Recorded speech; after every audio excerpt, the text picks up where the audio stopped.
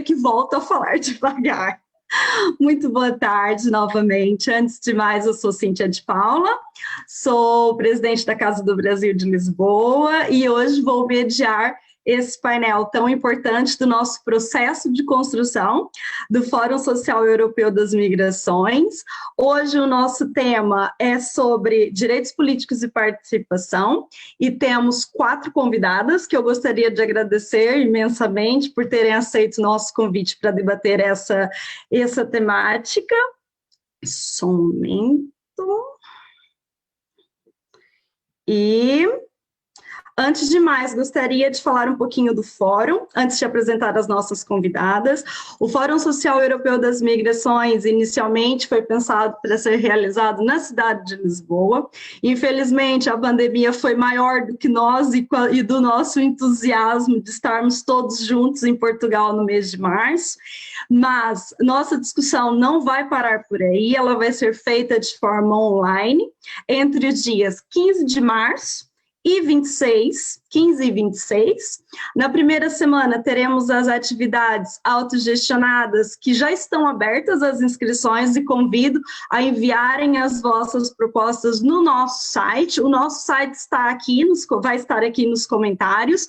Convido depois também para visitar e conhecer um pouco mais sobre o fórum, sobre esse processo participativo que envolve diversos elementos da sociedade civil na construção de políticas e de respostas mais igualitárias e que garantam os direitos das pessoas migrantes e refugiadas, não só na Europa, mas no mundo.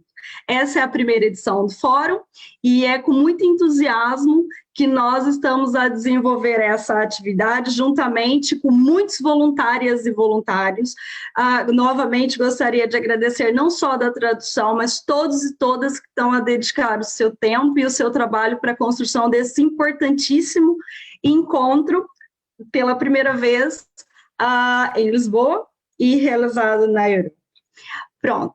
Passado isso, gostaria também de agradecer, temos aqui um participante muito especial, que é lá de Diadema, que é o João Kaiser, espero que tenha dito bem o seu nome, João, que é secretário das Relações Internacionais, e ele está aqui conectado conosco. Muito obrigada por ter vindo de São Paulo. Daí está aqui para estar conosco nessa discussão também. Muito obrigada por ter vindo nos assistir. Pronto. Feita os agradecimentos, gostaria de agradecer aos nossos participantes, a Nathalie Pierre, a Alina, a Carla Calado e a Marie Dresser, espero que tenha dito certo seu nome, Marie, que serão as nossas convidadas de hoje. Passo a palavra para a Nathalie, antes disso vou apresentá-la. A Nathalie Pierre Marzano, espero estar a falar bem, Nathalie, é presidente da Organização por uma Cidadania Universal, que é a OCU, e membro da Rede por uma Aliança Migrações. A Organização para uma Cidadania Universal é uma rede de organizações francesas e internacionais de solidariedade que se unem em torno da promoção da liberdade de circulação e instalação de pessoas. Desde 2015, a OCU vem atuando na defesa e promoção de alternativas de governança das migrações, que seja global, multilateral e que tenha em conta as vozes e experiências, demandas das pessoas diretamente desinteressadas, que são as pessoas migrantes, as organizações da sociedade civil e as autoridades locais. Cada palestrante tem 10 minutos, vou pedir para que cumpram o tempo, para depois podermos abrir a fala a todas as pessoas que estão nos assistindo aqui pelo Zoom e também pelo Facebook. Muito obrigada. Nathalie, passo a palavra.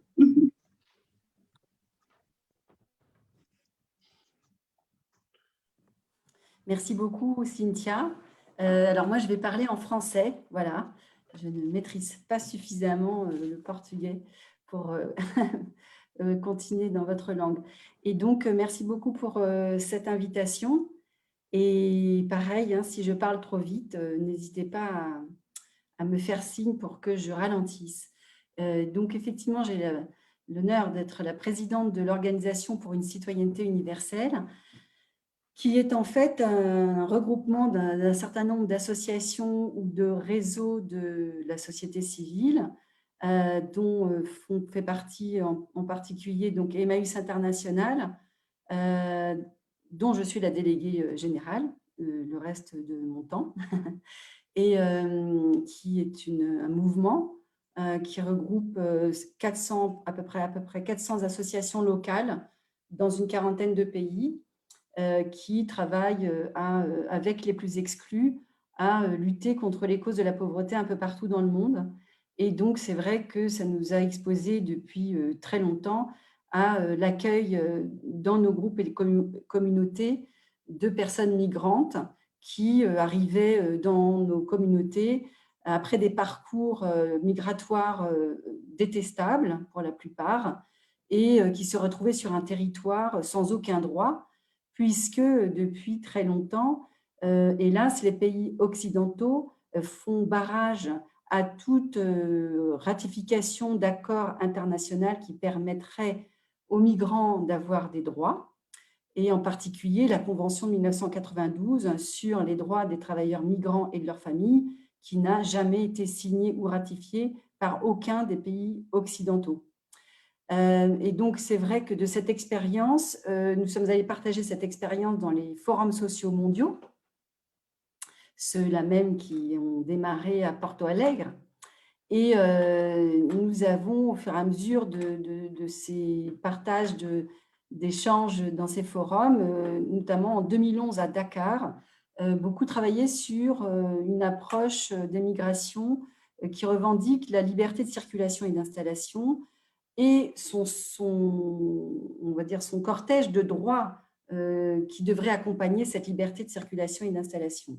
Et quelques organisations ont semblé intéressées pour promouvoir cette approche, et c'est comme ça qu'on a créé 2 ans plus tard l'OCU, l'Organisation pour une citoyenneté universelle, qui depuis aussi 2015 a été rejoint par le réseau Espacio Sin Fronteras, qui est donc un réseau au départ latino-américain, qui a aujourd'hui aussi une ramification en Europe et à Lisbonne en particulier. Voilà. Et puis le réseau d'alternatives citoyens Niger et le CCFD Terre Solidaire.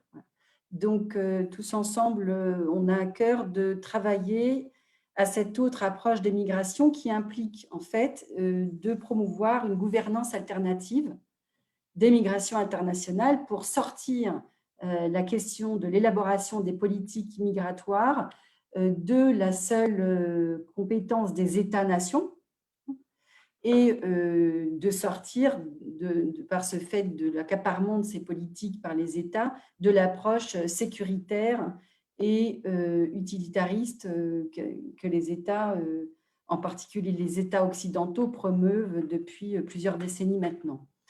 Et pour imaginer cette gouvernance alternative des migrations, on a fait un certain nombre d'étapes, de colloques, de rencontres qui nous ont permis de travailler avec des organisations de la société civile qui partageaient cette approche, mais aussi avec des autorités locales qui avaient sur leur territoire développé des expériences alternatives de réflexion et de mise en pratique d'actions sur l'accueil des migrants sur leur territoire. En particulier, on a eu la chance d'aller découvrir tout le travail qui avait été mené à Sao Paulo de 2010 à 2015, où évidemment, là, on est sur une expérience très forte de sortir vraiment de l'idée de construire des politiques migratoires, mais en fait, de permettre à la population d'un territoire d'avoir accès à ses droits. Voilà. Et du coup, d'élaborer des politiques publiques de façon inclusive et participative, et en particulier avec les populations migrantes du territoire.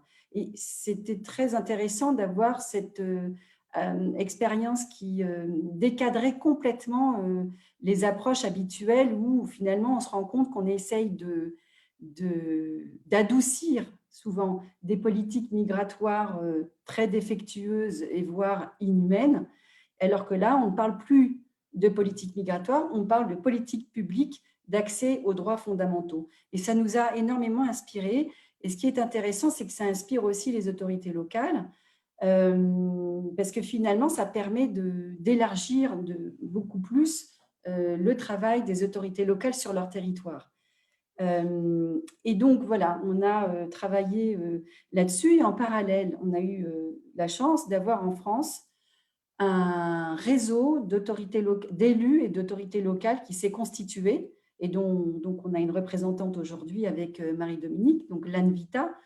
J'en parle parce que c'est très important, parce que finalement, il y a aussi un alter ego quoi, à la société civile qui s'est constituée par ce réseau des élus et des autorités locales qui promeuvent une gouvernance et une pratique alternative de l'accueil des personnes migrantes sur leur territoire, et que donc ensemble, on s'est retrouvés autour de cette volonté de créer une alliance qui fasse contrepoids et qui commence à créer un rapport de force face aux États qui refusent depuis tout le temps de réfléchir et de poser les questions des migrations avec toutes les parties prenantes, que sont bien sûr les migrants et les migrantes eux-mêmes, que sont les associations de la société civile, que sont les autorités locales, le monde académique, etc.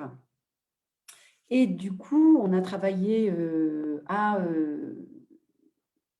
tout cas au niveau de l'OCU, voyant qu'il y avait des initiatives fortes sur les territoires, on a pensé qu'il était utile, pour nourrir notre réflexion, de mener une étude qui permette de compiler un peu ces pratiques sur les territoires et d'en voir un peu les ingrédients qui font qu'on est sur des pratiques alternatives et qu'on n'est pas juste sur un affichage de bonnes intentions, mais qu'on est vraiment sur des pratiques qui permettent voilà, des dynamiques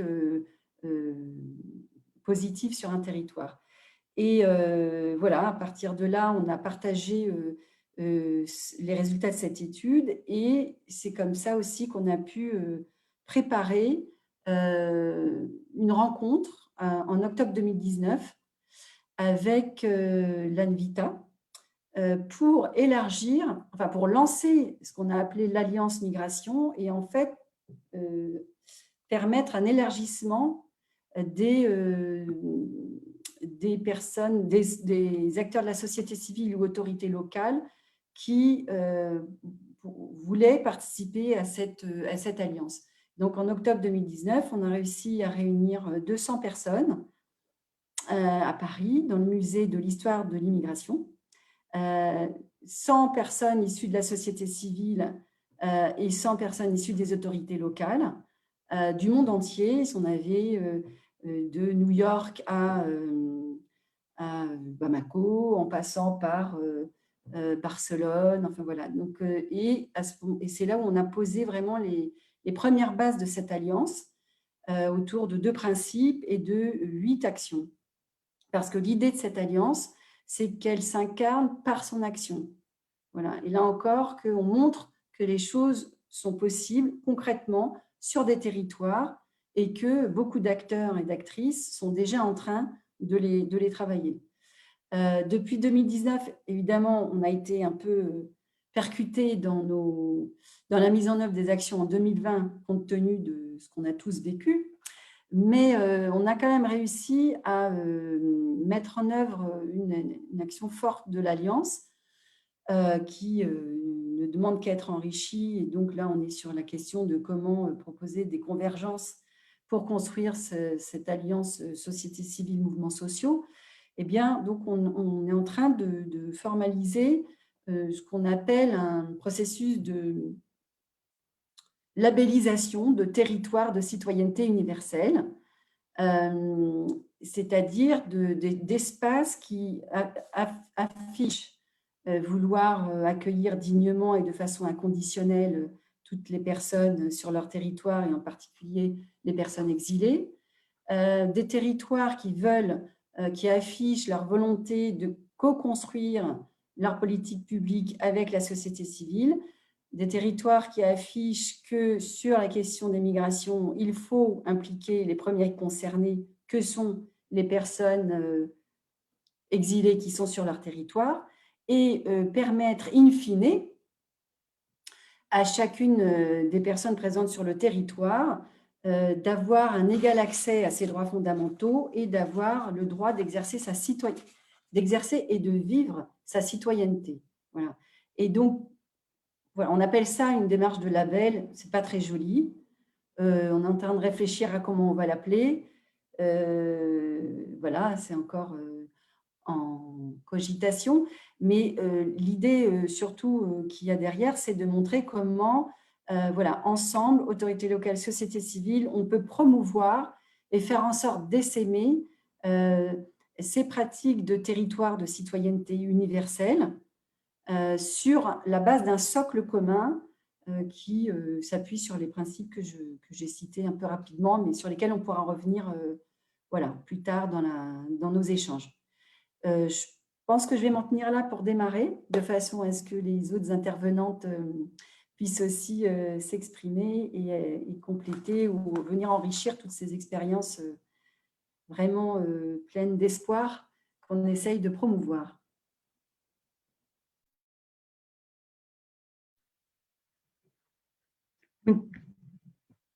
Muito obrigada, Nathalie. Obrigada pela primeira intervenção e por ter cumprido rigorosamente o tempo, além de trazer discussões importantíssimas como essa participação local da transformação e na construção das políticas públicas para as pessoas migrantes de e para, né? Acho que é fundamental. Sem mais delongas, passo a palavra para a Alina Liapina, que é representante da From the Sea to the City, do Mar e a Cidade, e cofundadora da Fundação Seabrook, na Alemanha, que é um movimento internacional apoiado por várias alianças da sociedade civil e pessoas que defendem o acesso aos direitos humanos fundamentais das pessoas migrantes. Esse movimento visa reunir cidades e municípios de toda a Europa e lutar juntos por uma política de acolhida e de integração com o envolvimento dos governos locais. Alina, te passo a palavra. Thank you, Cynthia. I hope it's okay if I share the slides I prepared just for visual help, so to speak. I hope you can hear me.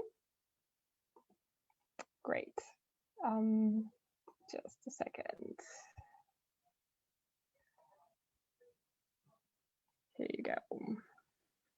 Alina, aumenta pouco o som do seu microfone, talvez, está um pouco baixo. Is it better now? Yeah? Perfect. Yeah. Mm-hmm. Great.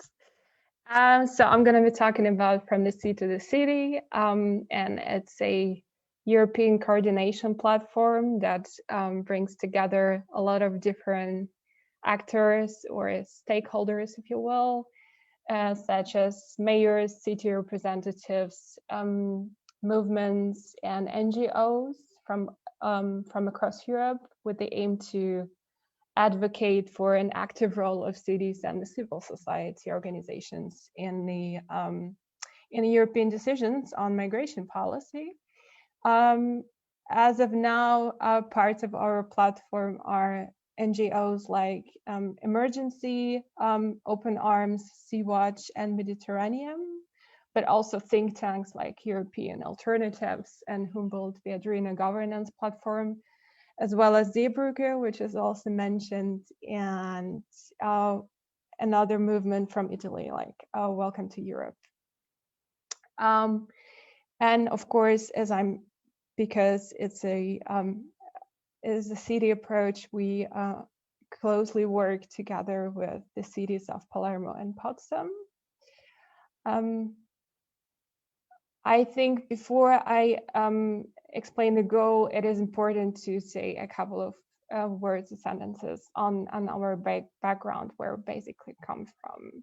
From the Sea to the City is a continuation of the Palermo process that started in 2018, which in turn takes roots in the Palermo Charter on the international mobility of migrants and refugees. Cities have been engaged in this process from the very beginning. That's why meetings of the Palermo process were were hosted and attended by the city of Naples, Barcelona, and Palermo. And basically in late 2019, we realized that if we really want to enable European reception of refugees, there is a need to jointly confront the EU migration policy at the European level, and the national level just doesn't suffice anymore. And by that time, we already knew that there are a lot of cities across Europe in different countries, in the Netherlands, in Spain, in France, that are willing to launch their own reception programs for refugees and people on the move, but unable to do so. And so our goal, what we want to do is to create visibility. And Alina, I'm so sorry. I'm sorry, but we have a little problem with the Portuguese interpretation. And it's possible to break 5 minutes, please, because sure. They keep... Okay, sorry, I'm sorry. Pessoal da interpretação, peço desculpas a todos e todas. Estamos aqui com um pequeno problema na interpretação de português para o português, mas a equipe está a tentar resolver o problema. Só um minutinho, vamos ver. Uhum.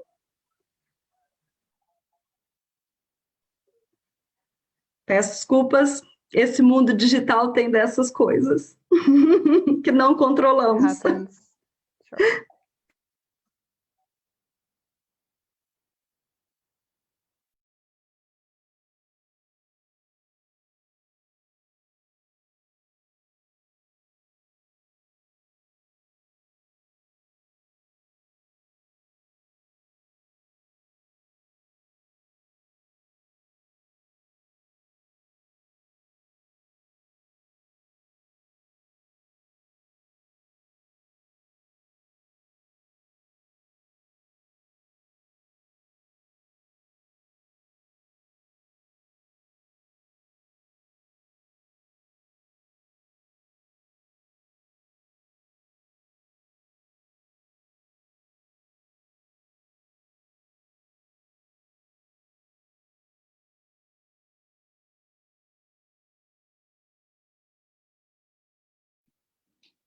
Você está me ouvindo?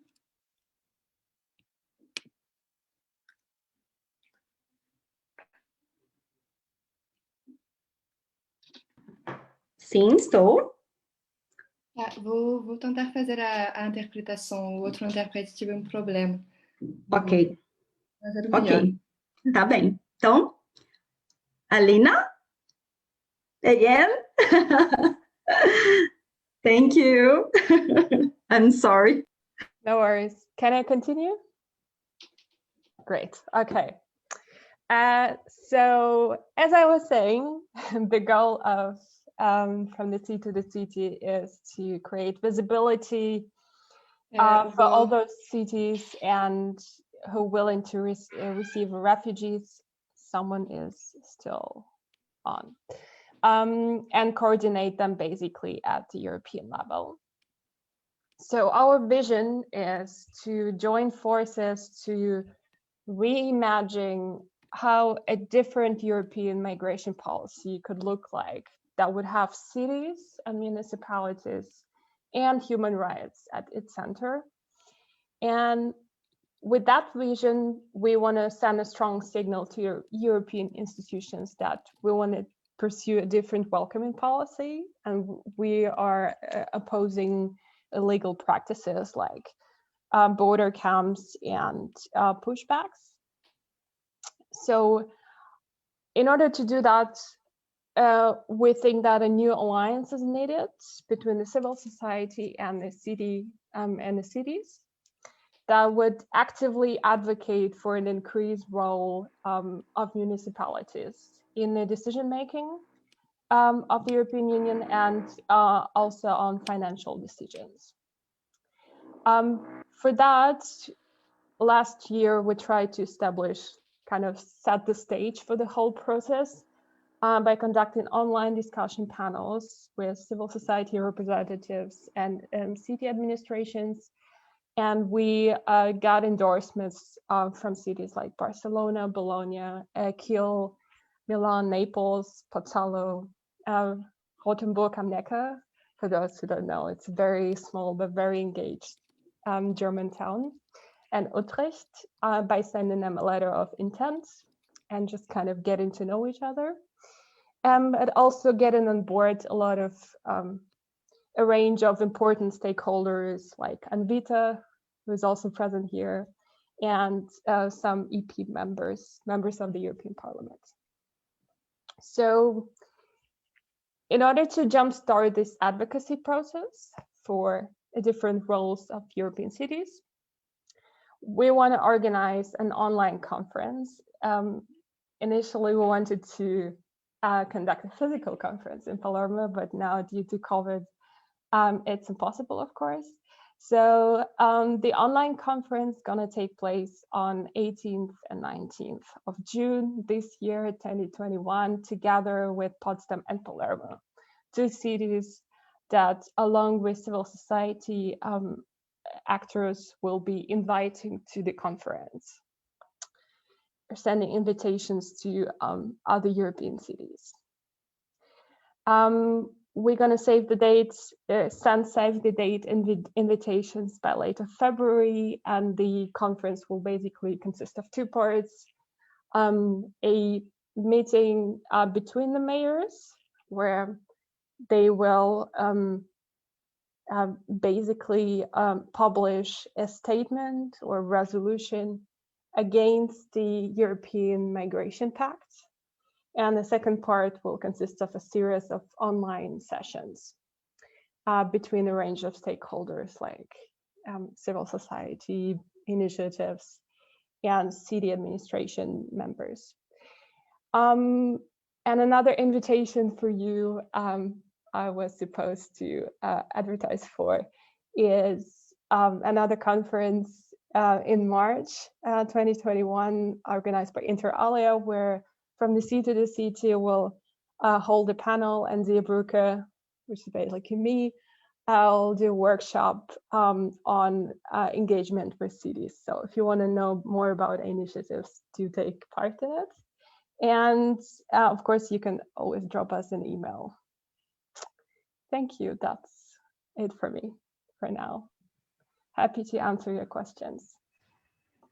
Thank you, Alina. Peço desculpas, mas não estamos a conseguir resolver a questão da tradução para o português. Estamos aqui a tentar resolver essa questão. Infelizmente, não conseguimos controlar. Bom, obrigada, Alina. Thank you, Alina. A nossa próxima convidada é a Carla Calado, que é psicóloga clínica e comunitária e consultora desde 2018 para o programa Rede das Cidades Interculturais do Conselho da Europa e coordenadora da Rede Portuguesa das Cidades Interculturais, composta atualmente por 13 cidades portuguesas aderentes.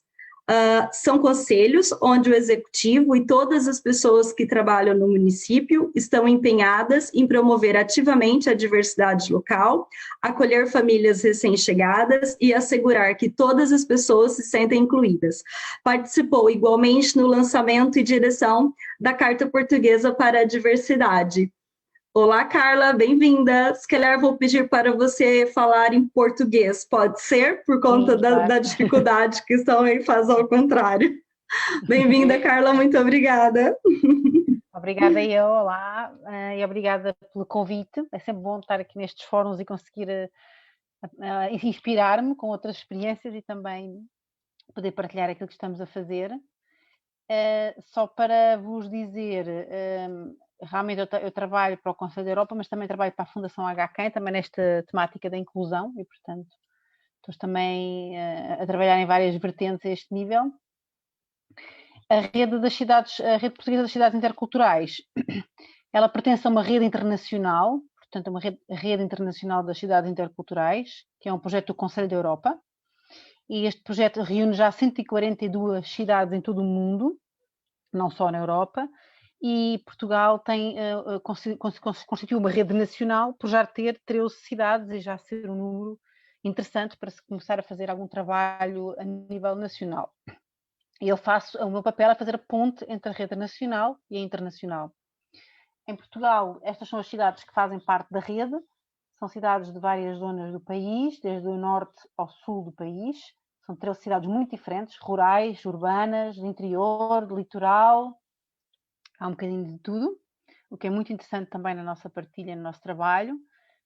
Nós fazemos reuniões, basicamente o nosso trabalho, o meu trabalho também é promover reuniões e encontros dentro da rede nacional, que acontecem 2 a 3 vezes por ano, às vezes mais, agora online, e promover projetos conjuntos entre estas cidades e também apoiar as cidades nas suas tarefas como membros da rede, e uma delas é preencherem um index. O index é uma ferramenta de autodiagnóstico que as cidades preenchem e que permite criar uma espécie de ranking a nível internacional com o objetivo pedagógico e não o objetivo de competição, o objetivo de as cidades conseguirem perceber em que áreas é que precisam de investir mais e conseguirem perceber que outras cidades no mundo têm boas práticas nessa mesma área e poderem então aí buscar inspiração. No site da Rede das Cidades Interculturais, este que mostrei aqui, se quiserem visitar, ele depois tem uma parte só com good practice, como podem ver, boas práticas, onde tem as práticas de todo o mundo interessantes que aqui podem ser consultadas por área ou por qui peuvent país. être consultés en fonction des domaines ou en fonction des pays. Agora estou a ouvir a tradução em francês. Esperem só Alors, bocadinho, maintenant vou tirar j'écoute aqui. la traduction en français, je vais juste la retirer un instant. Consigo tirar. Clica no globinho aqui embaixo, Carla. Eu já quis estar desligado, mas pronto, agora acho que já está melhor. Pronto, agora sim. Mas pronto, não faz mal se eu continuar a ouvir em francês. Nós fomos fazendo vários projetos ao longo dos anos, mais tempo. E desde 2018, nós em 2018 organizámos um Policy Lab, também tivemos lá a Casa do Brasil e tivemos muitas organizações, tivemos 100 pessoas de várias organizações de todos os setores a debater esta questão da integração de migrantes no contexto nacional.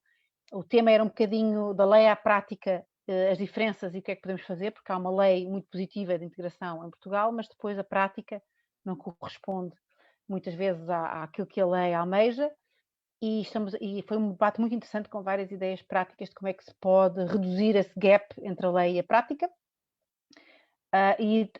Criámos também uma aplicação que se chama Portugal Incoming, uma aplicação que permite ser utilizada por pessoas que visitem ou que estejam em Portugal a viver ou a trabalhar ou a estudar e que podem ter informações sobre todas as áreas, desde emprego, saúde, segurança social, justiça. Porque as cidades se sentiram como necessidade a reunir informação num só sítio que pudesse ser fácil de aceder.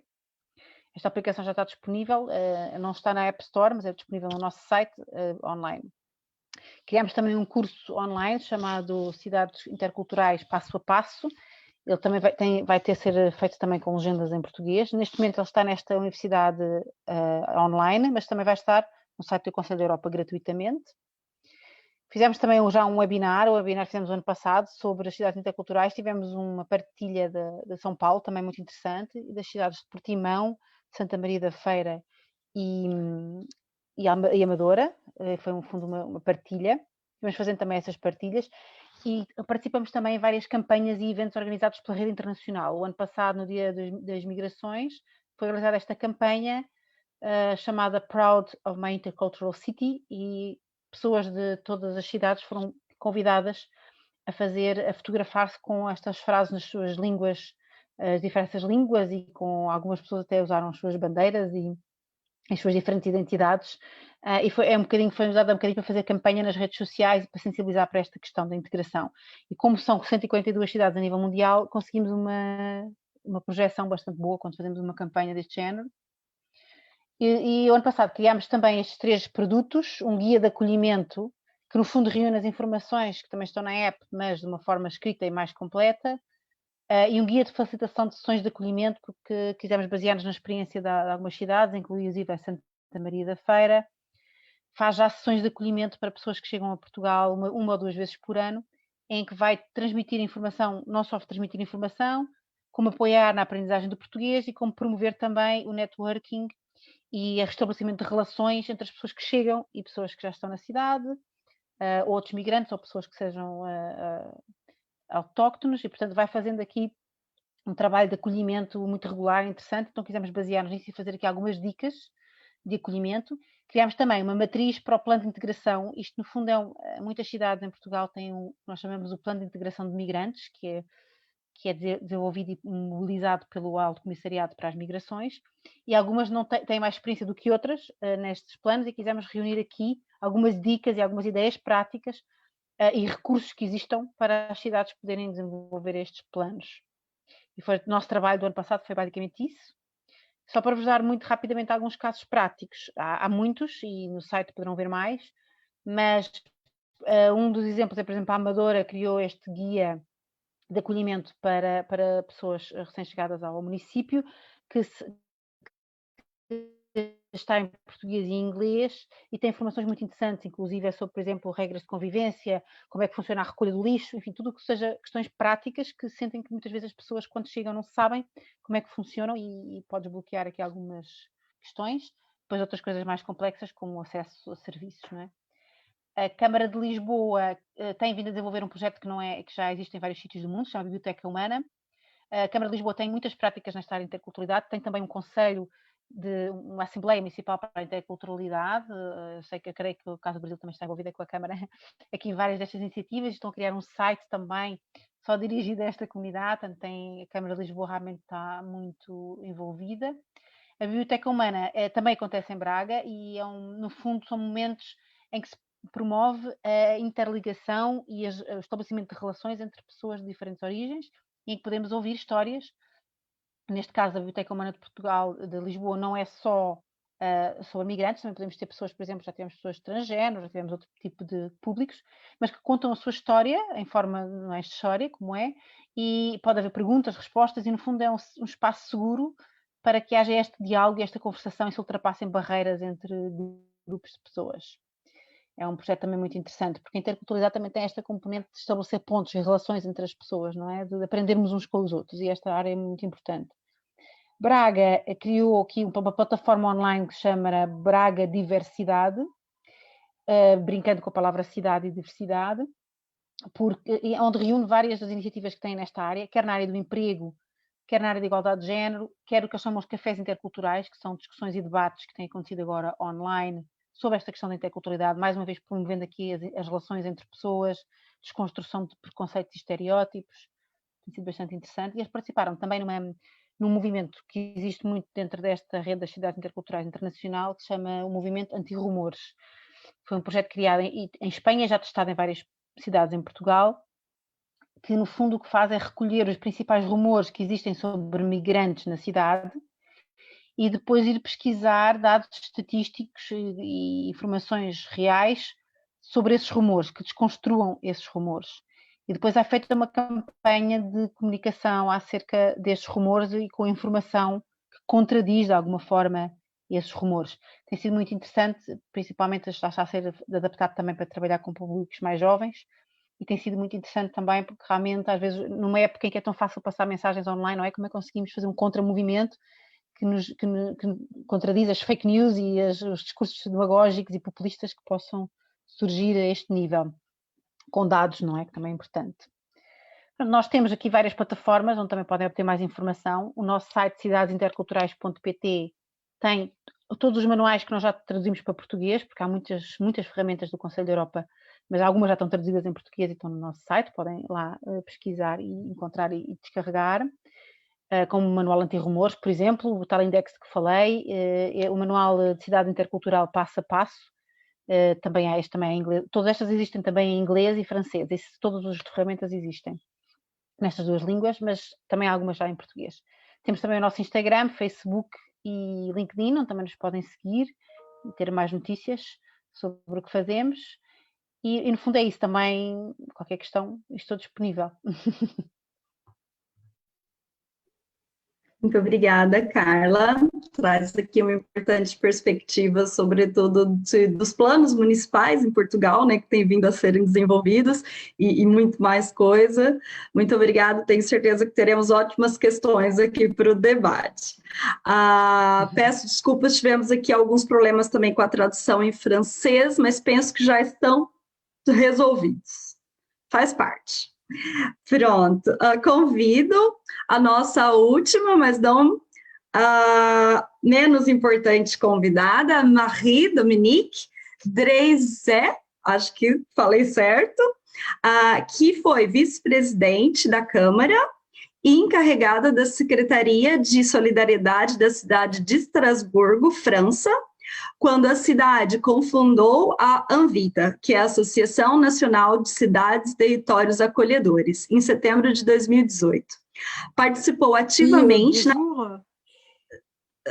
Je vais vous parler en français et vous parler depuis d'abord l'ANVITA, puisqu'il m'a été demandé de représenter l'ANVITA dans cet échange.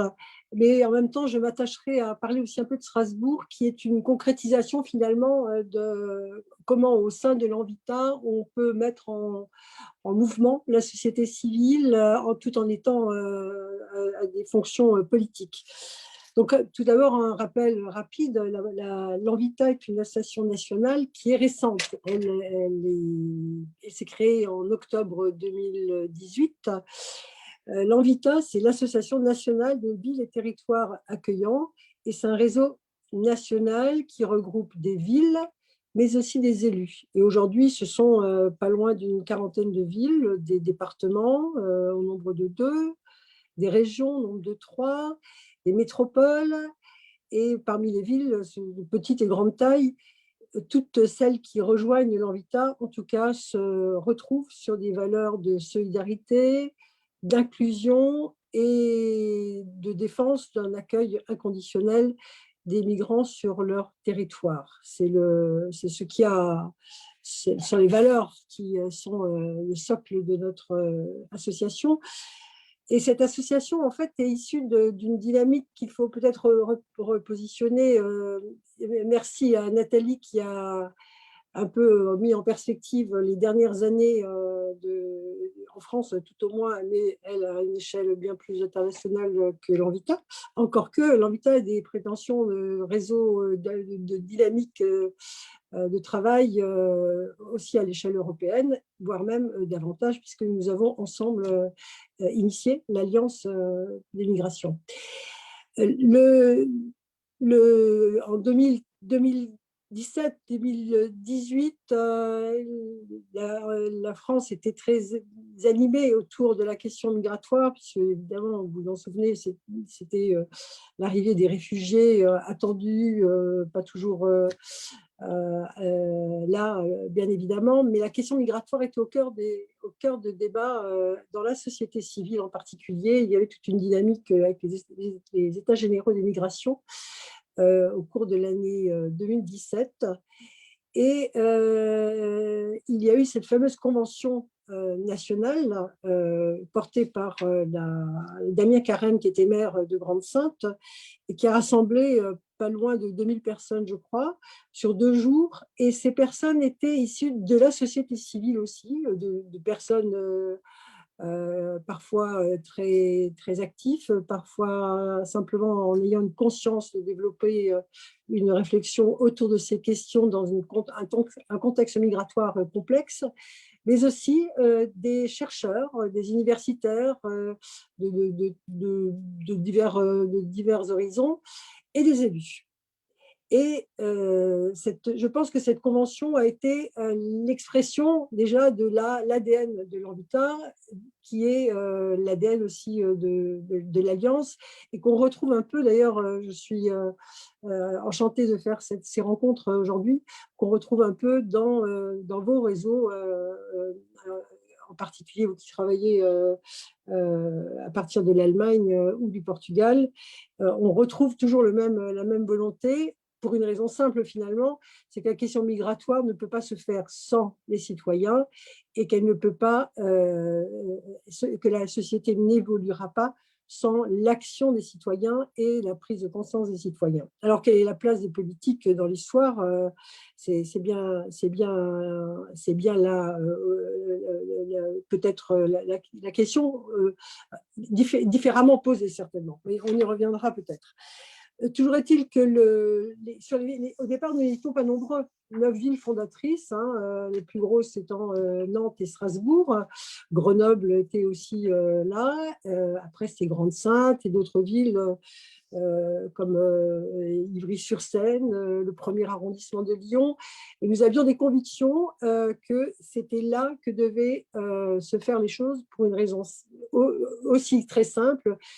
C'est qu'un autre discours devait être porté au plus haut niveau sur la question migratoire et permettre à des tas de territoires en France qui étaient confrontés au défaussement de l'État sur la question de l'accueil, de permettre à ces territoires de se raccrocher aussi à une dynamique et de pouvoir avoir des réponses. Parce que quelles étaient finalement quelle est l'ambition de l'Habitat? C'est de mobiliser les élus qui sont ou pas confrontés directement à ces questions, de mutualiser les pratiques et faire émerger les dynamiques préexistantes et qui pourraient être mises au débat dans d'autres territoires. C'est d'être un lieu de ressources aussi pour accompagner, développer, permettre des points d'appui sur des questions extrêmement prégnantes dans la société, qui est l'accueil des mineurs étrangers, par exemple, ou l'accueil tout bêtement inconditionnel et la légitimité des migrants sur le territoire, même de façon temporaire. C'est la question des droits fondamentaux. Et c'est probablement ce qui est le plus important, je pense aussi dans notre rôle, c'est d'acculturer finalement les citoyens, la population à la question de la migration. Parce que le discours est tel, finalement, depuis des années, que le débat a perdu du sens et qu'on est plutôt dans la caricature et dans les préjugés, le vrai débat sur les politiques migratoires ne se fait plus. Et le rôle de l'Habitat, bien évidemment, c'est son ADN, c'est aussi d'avoir un dialogue avec les institutions et en premier lieu l'État dans le processus d'élaboration et de mise en œuvre des politiques migratoires. Voilà comment est né l'Envita. Aujourd'hui, l'Envita a passé un cap difficile en 2020, enfin difficile, particulier en 2020, puisque, outre le fait que c'était une année un peu suspendue dans l'action, c'était aussi une année électorale suspendue, puisque nous avons eu des élections municipales. Or, l'Envita est faite essentiellement d'élus municipaux. Les résultats électoraux nous ont permis de conforter la dynamique de l'Envita. Aujourd'hui, nous sommes encore plus forts que nous l'étions hier. Et nous pouvons continuer avec de nouveaux élus, avec probablement un contexte qui n'a pas changé beaucoup, mais une société civile qui, effectivement, on le sent, a une prise de conscience qui est d'une autre nature aujourd'hui qu'il y a 2-3 ans, même si la période sanitaire suspend un petit peu la réalité qu'on peut vivre, mais pas des politiques mises en œuvre au plus haut niveau. Alors, Strasbourg est impliqué depuis le début dans cette dynamique de l'Habitat parce que Strasbourg est directement confronté à la question migratoire et parce que Strasbourg a aussi des valeurs d'humanisme. C'est une porte d'entrée. C'est aussi une terre d'ancrage. Les gens restent à Strasbourg, c'est une ville multiculturelle. Et Strasbourg est aussi une ville qui est symbolique de par son est capitale de l'Europe. Elle est le siège d'institutions européennes, notamment pour les droits de l'homme et du Conseil de l'Europe. Et à ce titre-là, l'implication a été tout à fait naturelle. Et toujours par rapport à l'accueil, nous avons cherché à adapter nos cadres d'intervention dans les petits publics pour pouvoir accueillir les nouveaux publics. Il y a un conseil des résidents étrangers, par exemple, qui existe depuis les années 90 sur le territoire et qui était déjà porteuse de cette question de la citoyenneté de l'étranger. Que cela veut dire quand on n'a pas le droit de vote, est-ce qu'on peut ne pas être un citoyen, etc.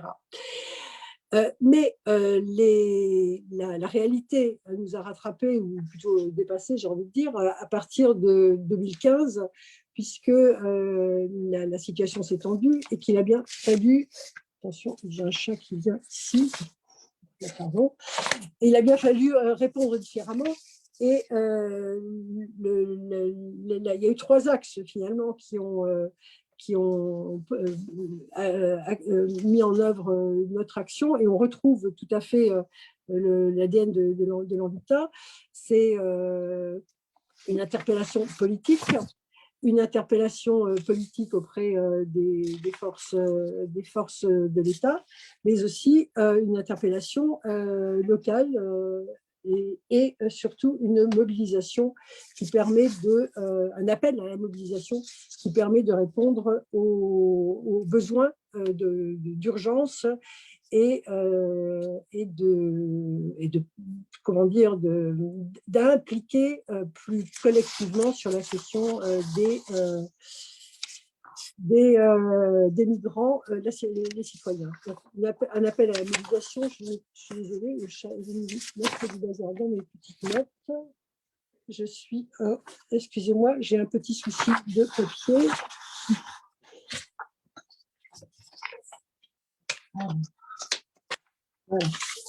Voilà.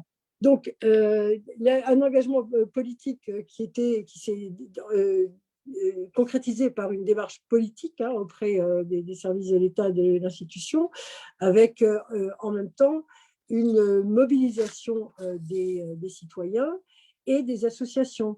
Donc, a été ouvert un cercle de réflexion et d'action avec les citoyens, les acteurs, pardon, de la société civile, qui allaient aussi bien de l'université aux hôpitaux, de l'université de Strasbourg aux hôpitaux, en passant par GRS Welcome, l'association d'entraide d'un quartier, une quarantaine d'acteurs de la société civile, mais cela fait à peu près plus de 200 à 300 personnes qui ont participé à ces échanges dans le cadre finalement d'un réseau d'acteurs très mouvant, très dynamique et volontaire, qui ont élaboré une revendication sous forme de manifeste d'engagement tout azimut, en privilégiant évidemment l'accueil inconditionnel et le droit à la citoyenneté. Ce manifeste a été élaboré de manière à ce qu'il puisse être soumis et adopté au conseil municipal de la ville de Strasbourg au bout de 6 mois de démarche, de travaux. Et aujourd'hui, la ville est engagée dans cette dynamique est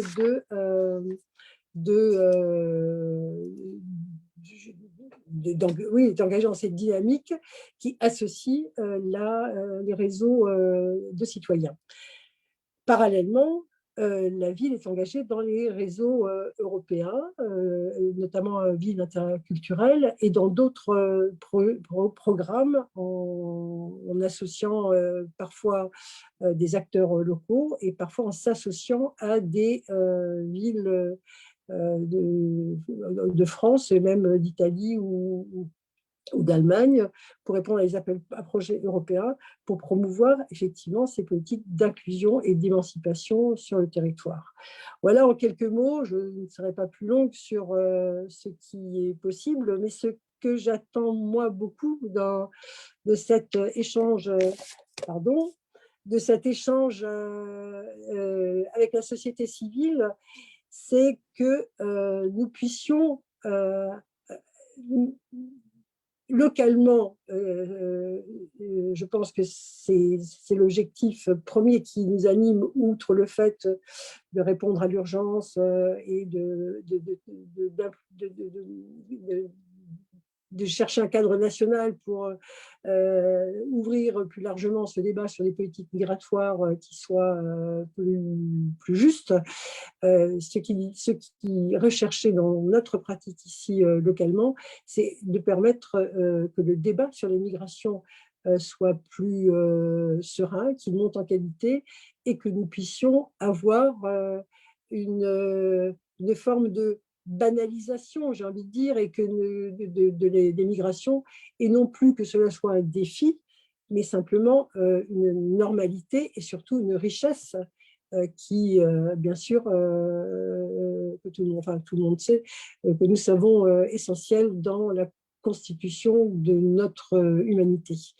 Voilà en quelque sorte ce que je voulais dire. Et peut-être aussi, c'est de se poser, il nous est posé la question de la citoyenneté, comment passer de l'hospitalité à la fraternité et finalement à la citoyenneté. Alors, qu'est-ce que la citoyenneté? Certains la limitent au droit de vote. Il y a d'autres façons de reconnaître la citoyenneté, c'est que le droit d'avoir des droits, hein, si je reprends une phrase de Hannah Arendt, est peut-être aussi une forme de citoyenneté. Et simplement de reconnaître que dans les autres, nous-mêmes, se reconnaître dans les autres, c'est aussi se dire « eux, c'est nous » et l'égale dignité et pour chacun sur un même territoire doit être acquise. C'est peut-être ça la forme de citoyenneté. Donc c'est bien pour cela qu'on pousse les politiques qui sont parfois coélaborés avec les acteurs locaux, parfois pas, mais on pousse des politiques qui permettent de faire accéder à des droits tout à fait ordinaires, hein, le droit d'aller faire du sport, enfin de pouvoir pratiquer un sport, le droit d'avoir un type de transport, de pouvoir, quel que soit son statut en tant que migrant, hein, l'accès à la culture et bien évidemment l'accès au logement. Là, nous allons passer en conseil municipal lundi prochain.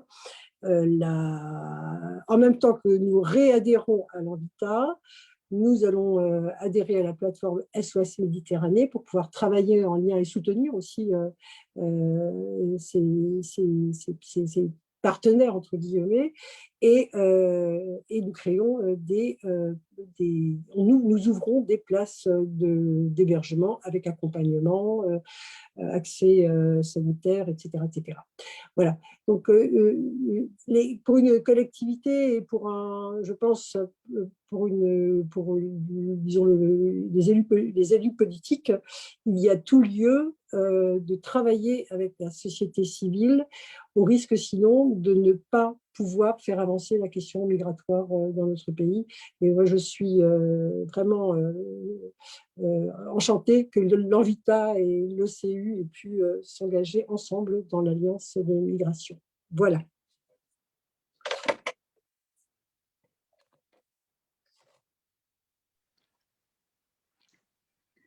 Merci, Marie. Obrigada. Obrigada pela apresentação. As perguntas podem ser colocadas no chat. Vamos tentar ler a maioria delas. E começo pela pergunta da... Só um momentinho, estamos aqui com elas. Da Maria, que é pelo Facebook. E ela coloca que, como moradora de Setúbal, uma das cidades que integram a rede portuguesa de cidades interculturais, e ela pergunta como pode fazer parte desse movimento e como pode integrar a rede. Eu vou fazer todas as perguntas e depois as que já temos, e aí vocês escolhem para fazer as respostas. Pode ser? Vou falar devagar, mais devagar, por conta da tradução, só.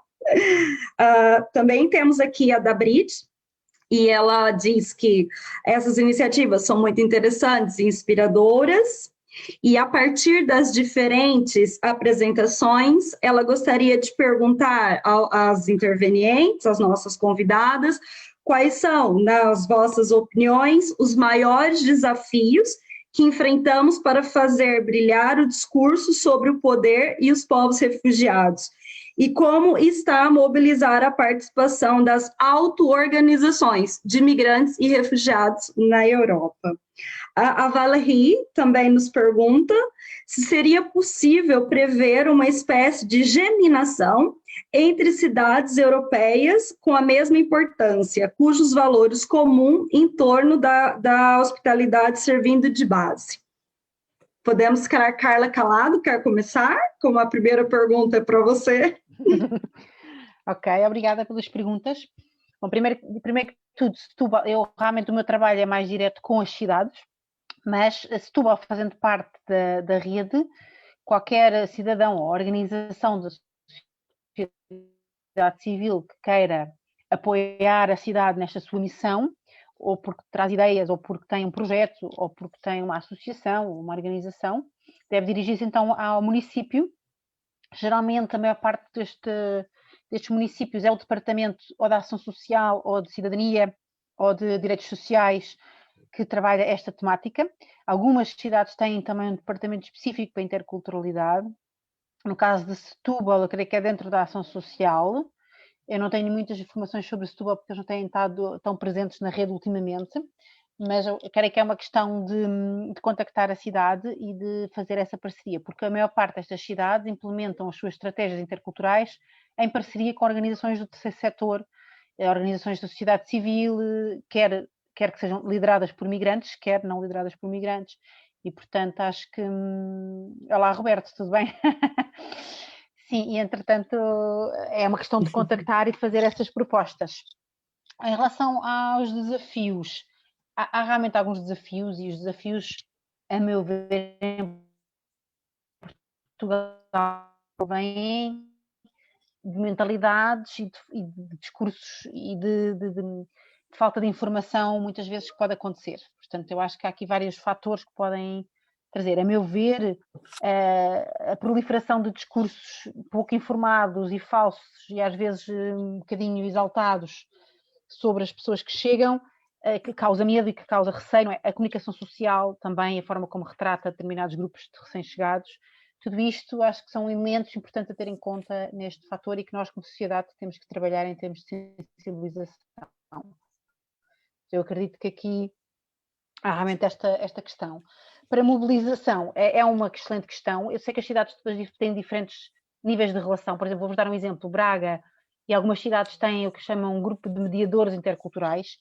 Tem sido uma experiência interessante porque esses mediadores, falando diferentes línguas e sendo das diferentes comunidades, conseguem fazer alguma ponte com essas comunidades e ajudar a capitalizar mais estes grupos e a ter a relação das cidades com grupos informais de moradores de diferentes nacionalidades, mas muitas vezes a experiência são testes para os seus contributos. Na Holanda, eu já não me lembro que cidade é que foi, mas houve uma cidade que fez um trabalho muito interessante com círculos de diálogo, em que promoveu círculos de diálogo em diferentes zonas da cidade, que eram simplesmente mesas abertas de conversa e que as pessoas podiam conversar sobre os diferentes temas, e a cidade foi daí que tirou também ideias para vários projetos e também conseguiu identificar vários líderes, tipo de iniciativas de chegar às pessoas é extremamente importante. Nem todas as cidades têm realmente este contacto direto com as pessoas. O Roberto estava aqui a falar de Santa Maria da Feira, e é verdade, Santa Maria da Feira, ao fazer estas sessões de acolhimento, acaba por ficar a conhecer as pessoas, comunicar com elas de uma forma muito direta e conseguir também identificar o que nós chamamos destas lideranças informais, não é? Estas pessoas que têm ideias, que têm vontades, que se querem organizar. Eu, por exemplo, estou neste momento a ajudar a criar uma associação de psicólogos brasileiros em Portugal, também precisamente pela mesma questão, não é? Portanto, às vezes é uma questão, nós quando estamos a fazer este trabalho, identificando estas lideranças e depois darmos espaço para a sua liderança acontecer. Há pouco tempo também, juntamente com as cidades, fizemos uma palestra sobre diagnósticos participativos e projetos liderados pelas comunidades, precisamente para transferir um bocadinho estas metodologias que utilizamos, por exemplo, na Fundação HCAN, como inspiração para as cidades também conseguirem dar ainda mais poder a estas iniciativas cidadãs nas suas cidades, não é? Fazemos um bocadinho este trabalho.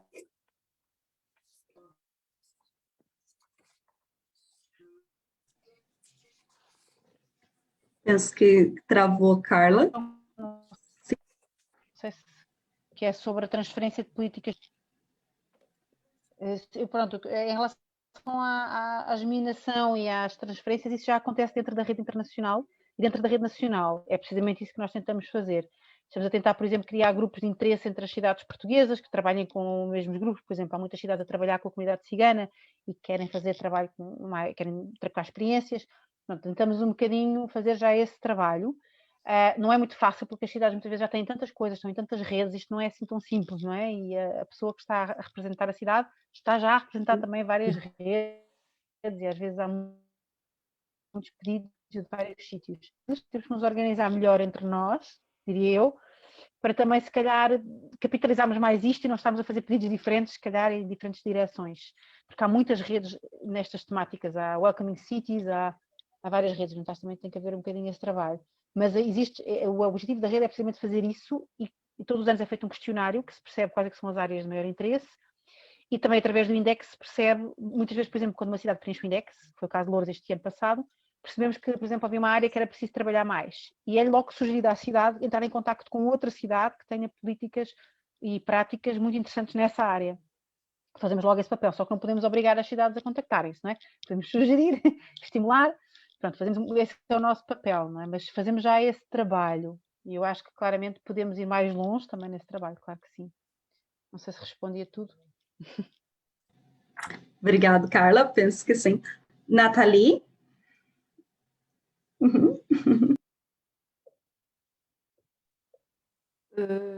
J'essaye de suivre les différentes questions. En tout cas, s'agissant de qu'est-ce qu'on peut faire par rapport au discours et aux politiques anti-migrants et comment est-ce qu'on permet la participation des premiers concernés. C'est bien ce qu'on essaye de travailler dans le cadre de l'Alliance. Ça fait partie de nos 2 principes d'action qu'on s'est donnés donc, quand on s'est créé en octobre 2019. C'est aussi la démarche de ce qu'on appelle pour l'instant le label de territoire de citoyenneté universelle. Alors, c'est vrai que tout ça est récent, donc pour pouvoir finir par influencer, c'est sûr qu'il faut permettre l'élargissement de cette alliance et l'élargissement du portage possible de ce label de territoire de citoyenneté universelle. Mais il faut que cet élargissement, il nous permette aussi de préserver nos exigences. Voilà. De façon à ce qu'on puisse en effet, à terme, être vraiment une force d'influence sur la façon dont on parle des migrations et la façon dont on élabore des politiques publiques pour l'accès aux droits fondamentaux des personnes, qu'elles soient exilées ou quel que soit leur statut sur un territoire. Donc, pour nous, c'est important que dans ces exigences, il y ait effectivement que ces territoires de citoyenneté universelle offrent des espaces de rencontres et de concertation avec non seulement les sociétés civiles, mais les premiers concernés, donc les migrants. Encore faut-il qu'ils puissent se sentir en confiance de venir dans ces espaces ou qu'ils en aient le temps parce que leurs préoccupations quotidiennes sont satisfaites. Et ça implique donc de travailler en parallèle au fait que ces personnes-là puissent avoir accès à leurs droits fondamentaux, parce qu'on peut toujours vouloir impliquer les premiers concernés, donc les personnes migrantes et exilées, si leur quotidien n'est fait que de besoin de chercher de quoi manger, de quoi héberger, de quoi subvenir aux besoins de leur famille, etc., la participation de ces personnes-là n'est pas réellement envisageable. Donc, il faut vraiment à la fois permettre de répondre à leurs besoins d'existence quotidienne et donc aussi permettre qu'il y ait ces espaces de rencontres et de discussions entre autorités locales et eux-mêmes, elles-mêmes et la société civile. Je pense aussi, il faut pas, en tout cas en Europe, on a besoin de mettre en place des stratégies qui sont forcément sur le moyen terme. Je pense que ça fait à peu près 20 ou 30 ans que les esprits sont en Europe complètement formatés sur un discours anti-migrant, sur le fait que face à la crise qu'on traverse, eh bien, une grande part de nos difficultés proviendrait de la présence de migrants dans nos pays, qu'hélas, à force d'être répété, est repris par beaucoup de personnes du monde politique et pas simplement de l'extrême droite.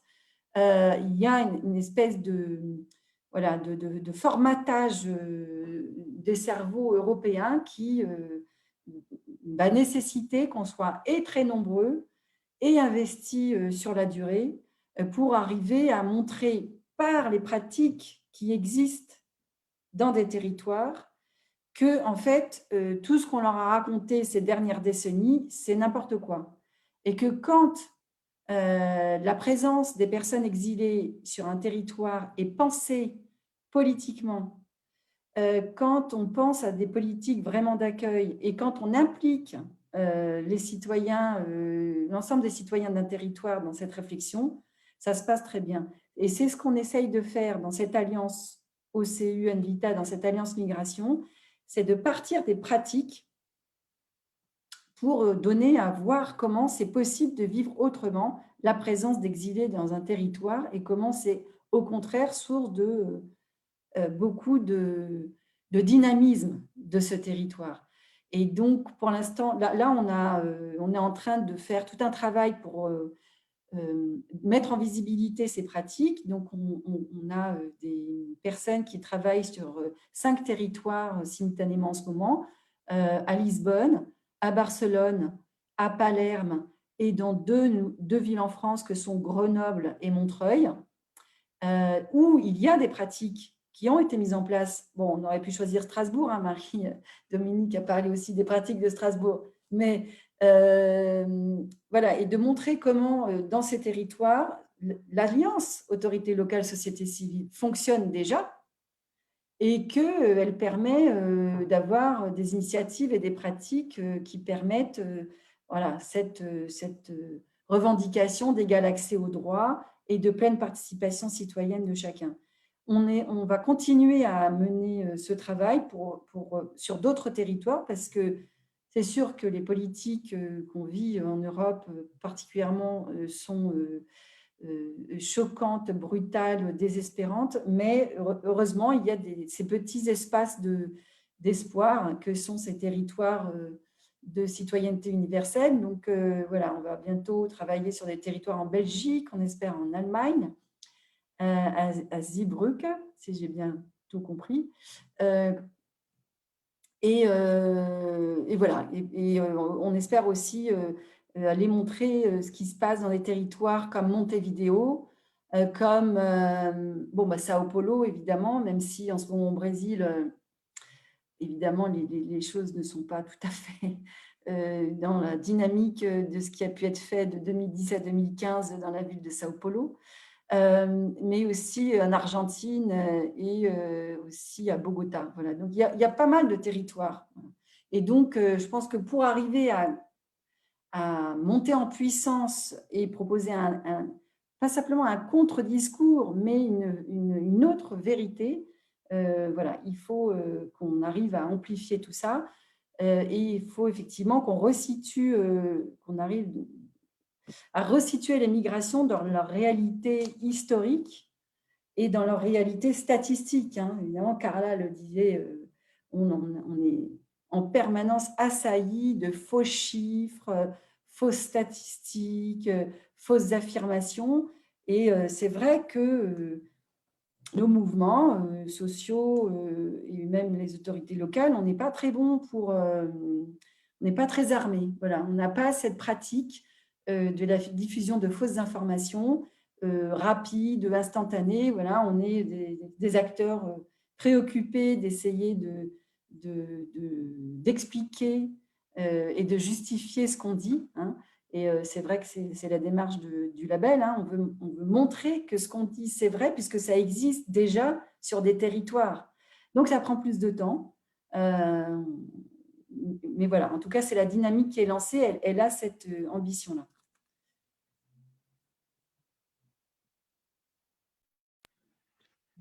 Merci, Nathalie. Alina?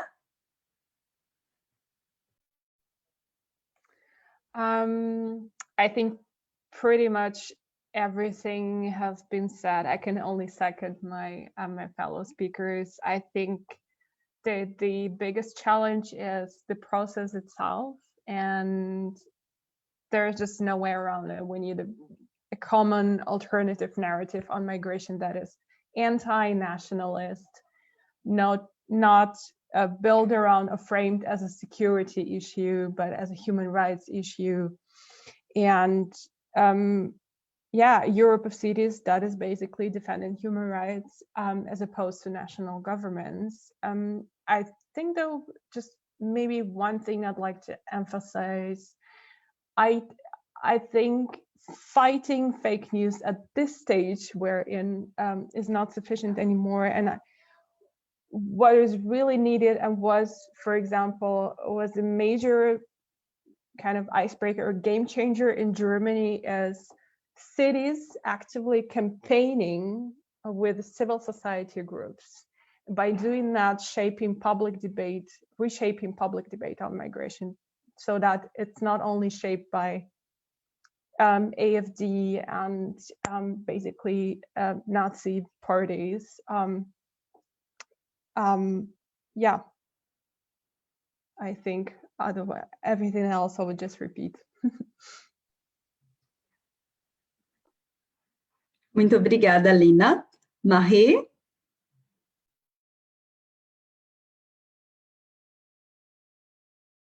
Non, mais je suis entièrement d'accord avec ce qui vient d'être dit. Ce sont des actes qui banalisent les choses.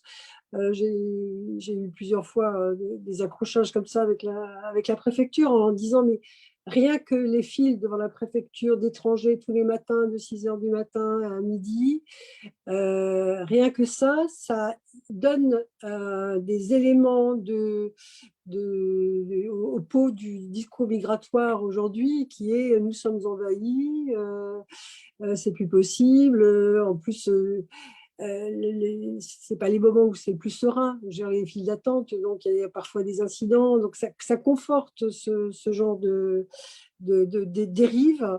Et c'est vrai qu'à partir du moment où on est dans une banalisation de la part, enfin, je pense que de la part de ceux qui ont le pouvoir aussi d'agir. Nous faisons beaucoup de choses sans les revendiquer vraiment. Hein. Il y a des choses à bas bruit qui ont été porteuses d'effets sur le long terme sans que cela se sache vraiment. Voilà. Donc, il y a vraiment toute une stratégie, j'ai envie de dire, pour la société civile, en alliance avec les politiques et les citoyens et les personnes concernées elles-mêmes. Il y a vraiment des stratégies à développer qui permettent d'avancer pas à pas dans du concret et dans l'accès aux droits fondamentaux, effectivement, hein, qui permettent aux personnes d'être en capacité aussi de rebondir et d'avancer. Et ce nous devons avoir tous en tête, je pense, c'est quelle que soit la durée du séjour d'une personne sur notre territoire, ou auprès d'un acteur particulier de la société civile, sa situation doit être regardée de la même façon, peu importe finalement ce qu'il décidera ou ce qui lui arrivera après, si tout est mis en œuvre pour lui permettre de se conforter dans sa propre identité, ses propres désirs et dans un cadre qui le permet, donc en respectant les droits fondamentaux. Mais peu importe finalement le lendemain, parce que c'est souvent ce qui nous est opposé dans nos actions, c'est pas par la société civile, mais par les institutions, c'est que le temporaire ne mérite pas autant d'attention que nous souhaitons le faire. Pourtant, nous remarquons que le temporaire très souvent dure et que les situations qui sont temporaires sont surtout des années de dégringolade qu'il faudra bien un jour pouvoir réparer, puisque les personnes, bien sûr, très souvent restent sur notre territoire. Voilà, donc il y a une nécessité à être dans la parole, dans le plaidoyer, dans malgré tout des débats, des réflexions croisées, contradictoires, et en même temps de l'action, de la mise en œuvre et de la confiance aussi à accorder les uns envers les autres sur des valeurs qui doivent être dites, affirmées, affichées aussi et fermement par les politiques. Mais je pense que si l'engagement politique est là sur un territoire, de grandes choses peuvent être faites. Et dans ce cas-là, les rapports aussi avec les institutions d'État changent. Voilà.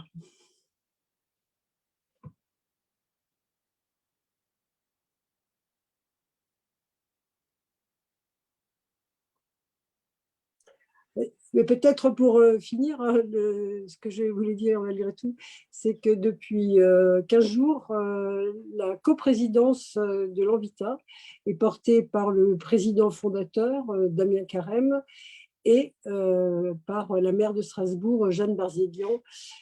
Voilà, c'est aussi Strasbourg renforce sa volonté, et ce que je disais tout à l'heure, j'espère, n'était que le berceau d'un long processus que nous allons amplifier, avec lequel les collaborations autant dans les réseaux européens qu'avec les citoyens, les personnes elles-mêmes et tous ceux avec qui nous sommes déjà en relation via les membres souvent de l'ECU. J'espère qu'ensemble, nous arriverons à de belles choses et que Strasbourg sera encore plus un symbole.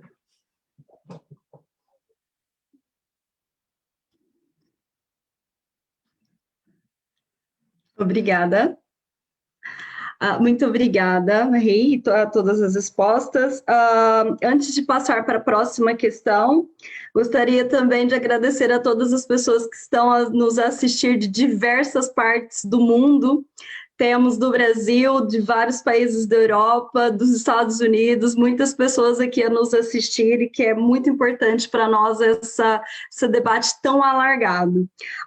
Antes de passar para a questão da Karen Feguiretti, que coloca algo muito importante sobre a participação política de verdade nas estruturas políticas e partidárias das pessoas migrantes, também gostaria de fazer uma questão e alguma reflexão sobre a importância também da representatividade das pessoas migrantes e refugiadas e pertencentes a minorias étnico-raciais nas estruturas de decisão política também, né? E aqui, quando falamos de direitos políticos e de participação, que é o tema hoje do nosso webinar, também gostaria que falássemos um pouco sobre isso e sobre como que nós, dos movimentos sociais, da sociedade civil, podemos fazer essa reivindicação de forma mais acertada e mais organizada, para que também possamos nos autorrepresentar politicamente nos processos de construção das políticas públicas locais e mesmo das outras, que não seja só sobre imigração.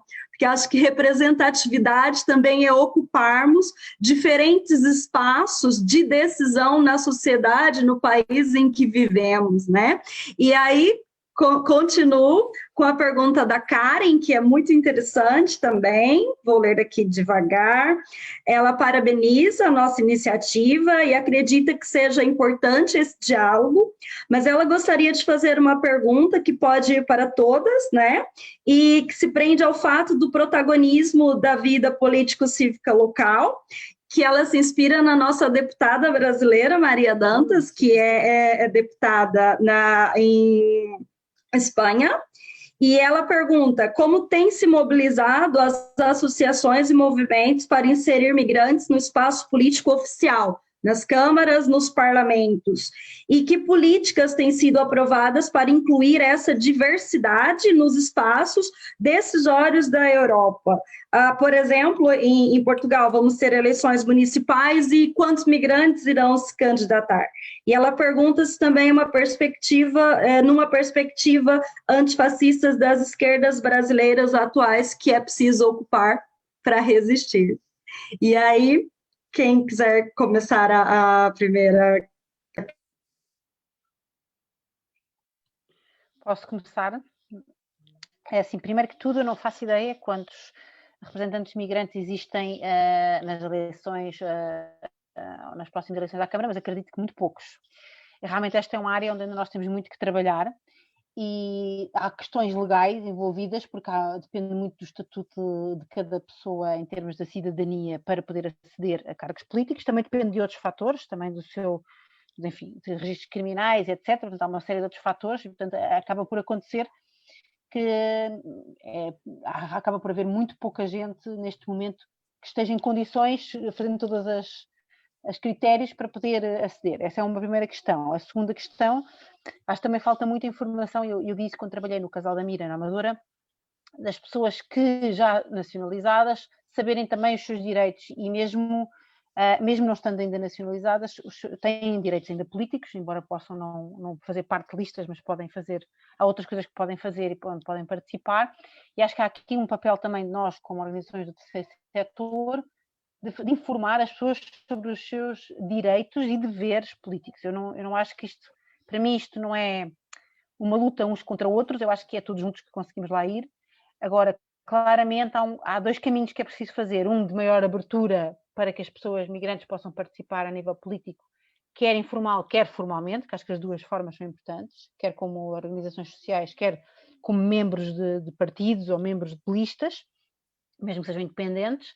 E depois há outro caminho que é preciso fazer também com as pessoas migrantes, também não só de informação, mas também, porque isto eu acho que é uma coisa que não acontece só com os públicos migrantes. Nós trabalhamos, por exemplo, quando na Fundação HK trabalha muito no terreno, e a maior parte das pessoas não se imaginam a fazer trabalho político, ou num cargo político. Têm, se calhar,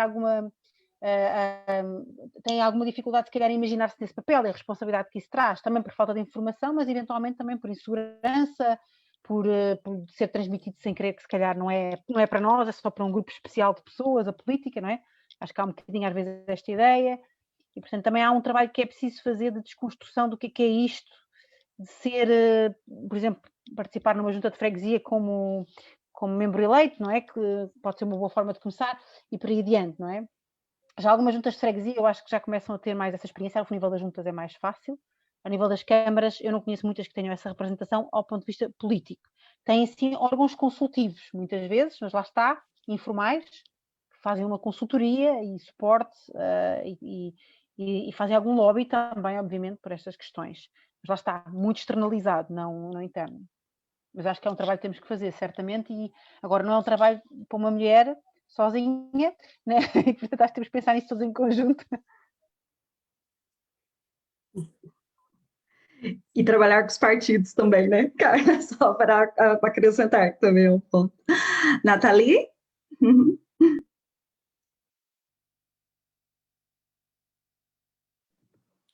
J'avais l'impression d'avoir un peu donné quelques éléments déjà dans ma réponse tout à l'heure.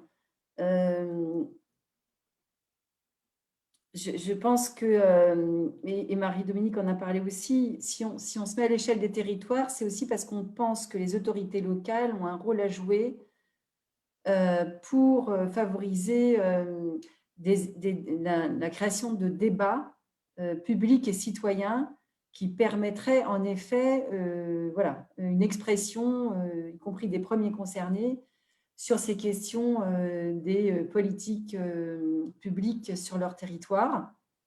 Et donc, il y a un rôle, il y a des attentes là-dessus, hein, que ces territoires permettent de créer ces espaces-là. Encore une fois aussi, comme je le disais tout à l'heure, je pense que comment je peux dire ça,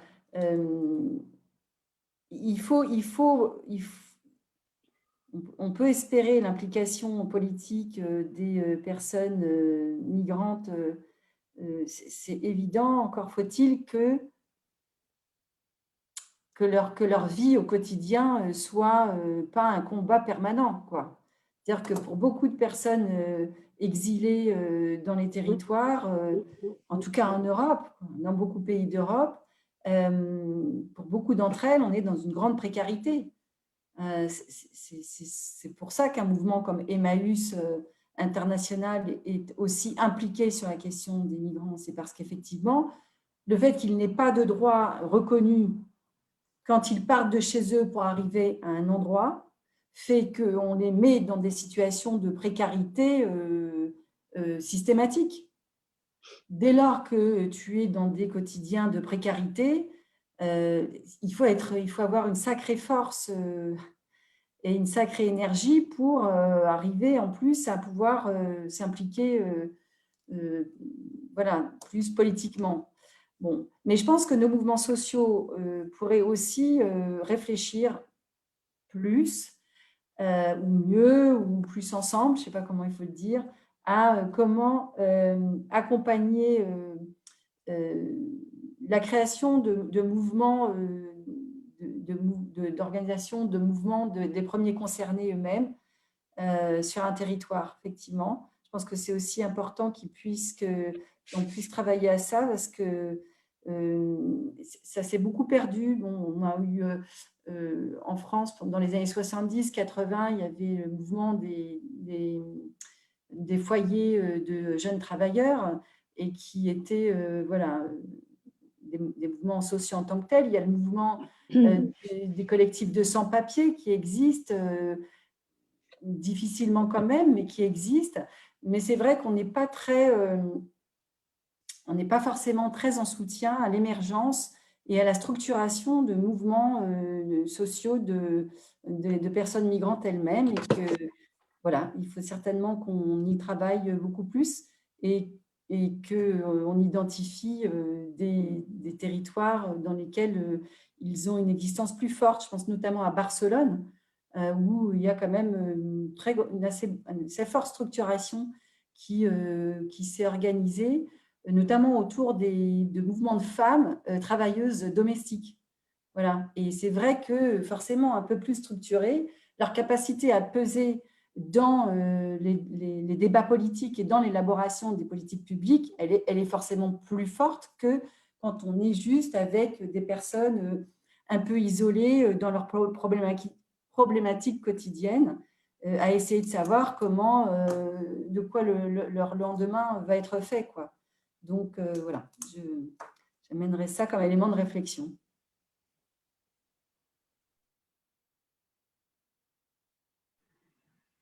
Merci, Nathalie. Alina? Yeah, I guess here I can only speak for my movement, Zeebrugge, not from the city to city. As a movement for migrants' rights, we're closely working with self-organized migrants and refugee groups.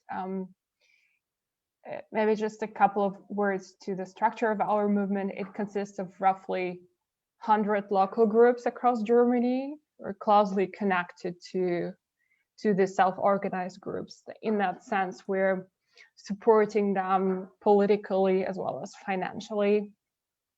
And when it comes to representation in the public institutions, I actually know of a very inspiring example. One of the refugee activists closely associated with Zeebrugge and who used to be a a press secretary for our movement, is now running for the German parliament.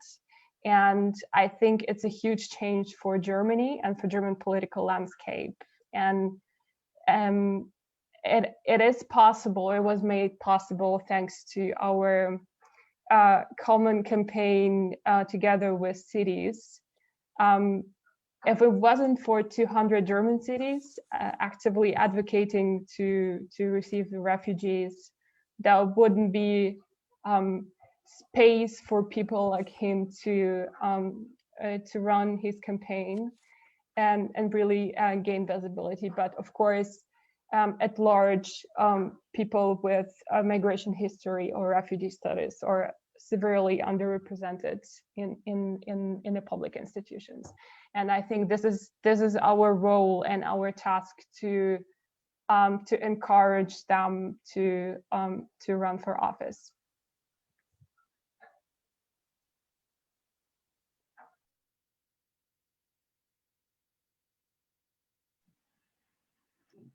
Thank you, Alina. Marie?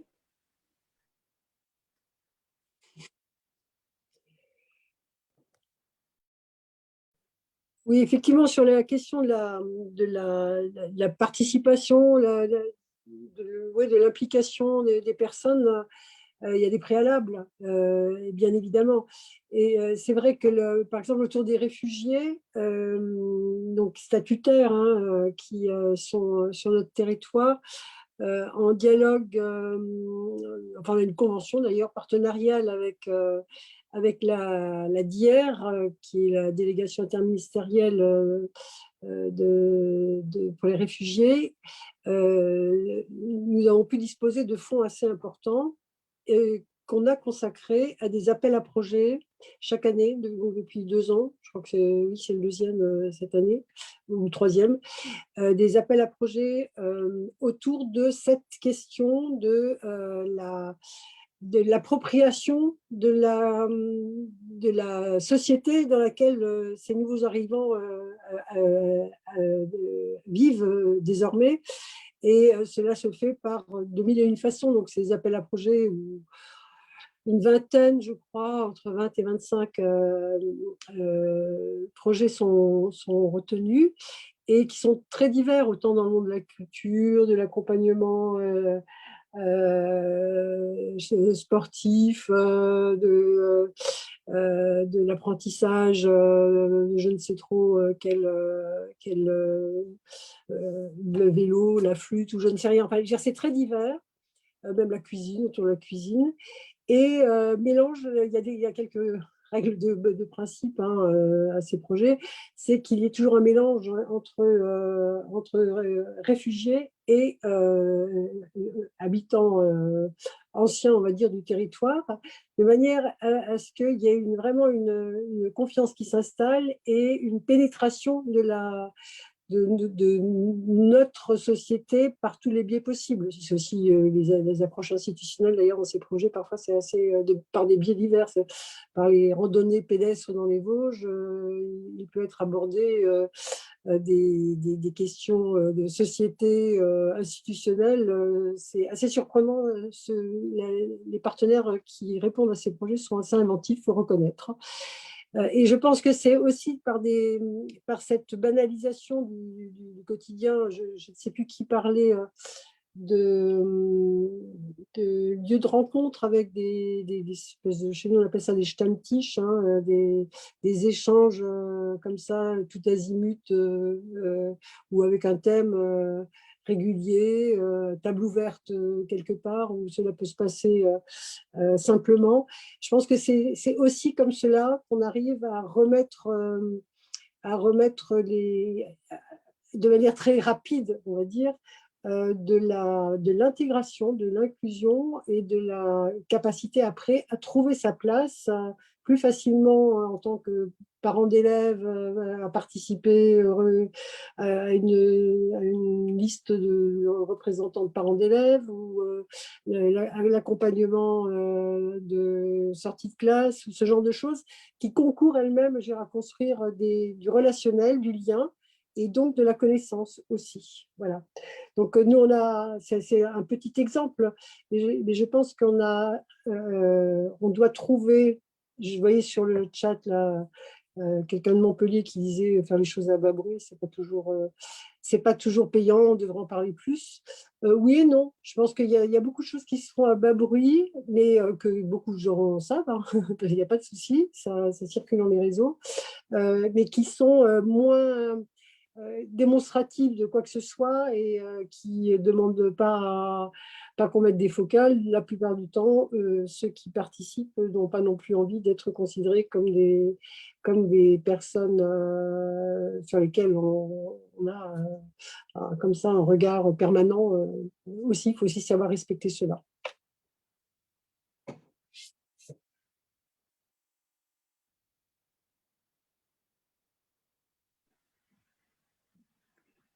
Muito obrigada.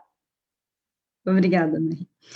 Peço desculpas pelo avançar da hora, não vamos conseguir mais fazer outras questões, mas penso que ficam aqui alguns pontos importantes de continuarmos a reflexão, como a questão da comunicação social nas fake news e no discurso de ódio, por exemplo, que não pudemos falar, mas eu vi que tem aqui uma questão que aborda isso, qual é o papel também da comunicação social.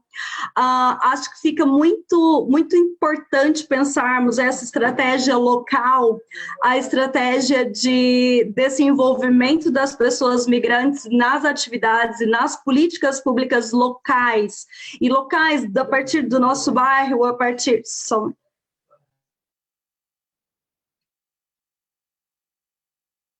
Peço desculpas. E essa importância de trabalharmos a participação em diversos níveis e que direitos políticos são muito mais do que só votar ou ser eleito ou ser eleita. E acho que ficamos aqui com muitas reflexões quando falamos, e acho que é fundamental pensarmos na importância do envolvimento e do fortalecimento também das organizações de base, o fortalecimento dos movimentos sociais, das associações que trabalham com e para as pessoas migrantes, também nesse papel dos direitos políticos como um todo. E aqui a Carla, complementando uma fala que a Carla traz, falando especificamente dos direitos políticos, sim, também é importante trabalharmos a informação, né? Por exemplo, o exemplo de Portugal, pouco tem sido feito também para que as pessoas, as poucas que têm direitos, saibam quais são os seus direitos políticos, por exemplo, né? Eu acho que aqui há muitos níveis de trabalho, mas também pegando um pouco, e no fecho, acho que falamos da participação política, mas também é importante pensarmos que quando as pessoas migrantes refugiadas não conseguem nem ter os seus direitos fundamentais assegurados, esse caminho até a participação política ele ainda é muito mais difícil, né? Porque, infelizmente, ainda vivemos muitas desigualdades e muitas desigualdades de oportunidades como um todo, que parte de questões básicas como comida, moradia, trabalho e uma vida digna, né? E aqui, como também caminharmos para combatermos tantas desigualdades através também do caminho dos direitos políticos. Eu acho que é uma grande reflexão que temos que fazer enquanto trabalhadores e ativistas e trabalhadoras dessa área. Agradeço a participação de todos e todas, acho que saímos daqui muito mais ricos e ricas. Faço um convite muito especial para a nossa quarta live, nosso quarto webinar, que vai acontecer no dia 11 de março, já temos as inscrições abertas e o tema será Direitos Humanos, Militarização das Fronteiras, Criminalização de Imigrantes e a Criminalização da Solidariedade, um tema muito, muito importante quando falamos da questão dos direitos das pessoas migrantes e refugiadas na Europa, sobretudo com esse crescimento da extrema-direita que assistimos em vários países, e acho que é fundamental a participarem do nosso próximo webinar e também do nosso fórum. Repito, as inscrições das atividades autogeridas já estão disponíveis no nosso site, também é uma forma de participação e de transformação. Não deixem de apresentar as vossas atividades também para o nosso fórum, que acontecerá exatamente há quase um mês. Muito obrigada a todos e todas que nos assistiram. Obrigada aos voluntários e às voluntárias, mais uma vez. Sem o trabalho de vocês seria impossível. E obrigada às mais de 100 pessoas que estiveram aqui conosco. E peço desculpa por não conseguirmos ouvir a todas. Uma boa tarde.